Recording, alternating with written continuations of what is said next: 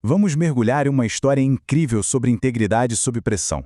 É a história de um homem que, depois de uma vida inteira de serviço impecável, enfrentou seu maior teste justamente nos seus últimos anos. 70 anos. Para pensar nesse número. É mais do que uma vida inteira de trabalho para muita gente. Por 7 décadas, Daniel serviu com uma integridade fora do comum no meio da política de impérios estrangeiros. E é exatamente aqui, no auge da sua experiência e com mais de 80 anos de idade, que a história dele dá uma virada bem perigosa. E o ponto-chave aqui é entender que o Daniel não era nenhum novato idealista, sabe? Ele era um estadista veterano com seus mais de 80 anos, ele viu de tudo, foi exilado ainda jovem, serviu reis superpoderosos na Babilônia e ainda testemunhou a queda de um império. A sabedoria dele não vinha só dos livros, mas de uma vida inteira bem no centro do poder. E aí, no novo Império Medo-Persa, governado pelo rei Dario, a fama de Daniel já tinha chegado antes dele. O seu espírito excelente, que era uma mistura de sabedoria, competência e, claro, integridade, era algo tão raro, mas tão raro, que o Dario planejava colocar ele como o segundo no comando de todo o reino.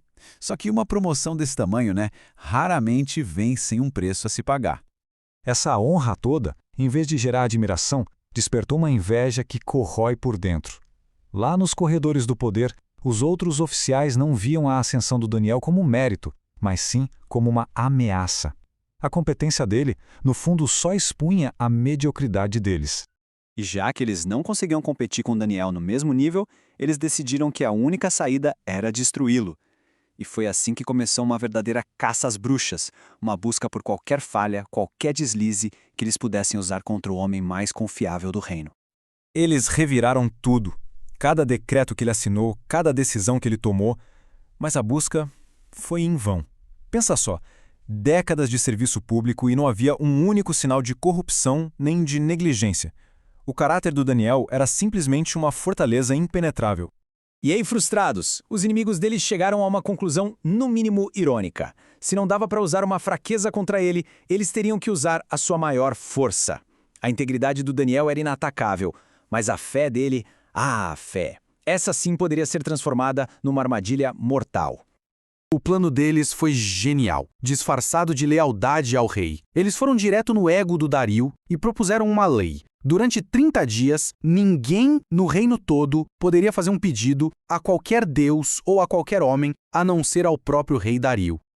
E para garantir que não haveria escapatória, eles fizeram questão de que o decreto fosse assinado como uma lei dos medos e persas. O que isso significa? Que uma vez selada, nem o próprio rei poderia voltar atrás. A armadilha estava perfeitamente montada. Daniel, como estadista experiente que era, soube do decreto na hora. E ele sabia exatamente o que aquilo significava.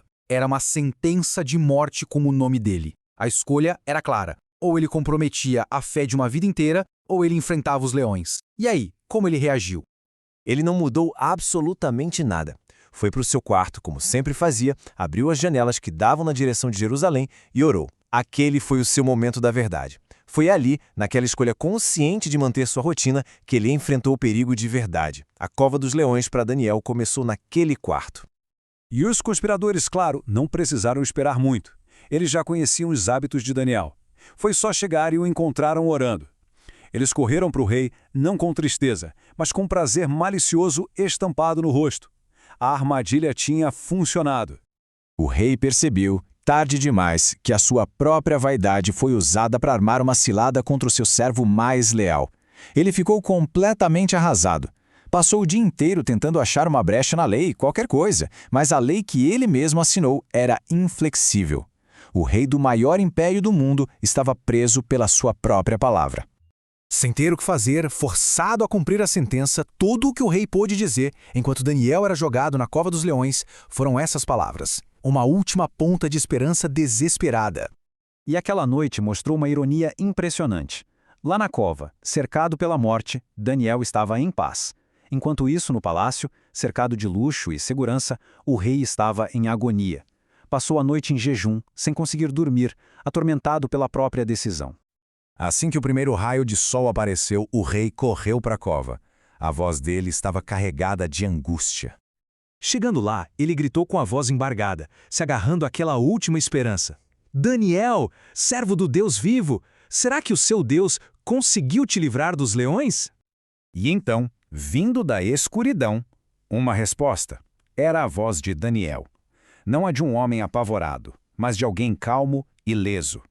Ele declarou que estava ali, são e salvo, porque foi considerado inocente diante de Deus e também diante do rei.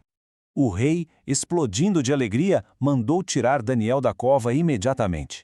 E logo em seguida, a justiça foi rápida e implacável. Os homens que tramaram a morte de Daniel, junto com suas famílias, enfrentaram o exato destino que planejaram para ele. É a lei universal da causa e consequência em ação. Mas a história não acaba com o resgate de Daniel. Aquele ato de fé pessoal teve um impacto público gigantesco. O que aconteceu naquela noite se espalhou como uma onda. A libertação de Daniel, a punição dos acusadores, tudo isso levou o rei a fazer algo que mudaria o império. O que começou como uma conspiração de corredor se transformou num evento de importância mundial. O rei Dario escreveu um decreto para todos os povos, nações e línguas de seu vasto império, ordenando que todos temessem e reverenciassem o Deus de Daniel. E assim, a fidelidade de um homem com mais de 80 anos não só salvou a vida dele, como também redefiniu a política religiosa de um dos maiores impérios da história. Um único ato de coragem de um ancião, sustentado por uma vida inteira de integridade, ecoou pelo mundo conhecido. E essa história de Daniel, o ancião na cova dos leões, nos deixa com uma reflexão. Em um mundo que tantas vezes nos pressiona a abrir mão de nossos valores, qual é o verdadeiro impacto de uma vida comprometida com uma integridade inabalável? Que tipo de legado uma convicção firme, mesmo que silenciosa, pode de fato construir?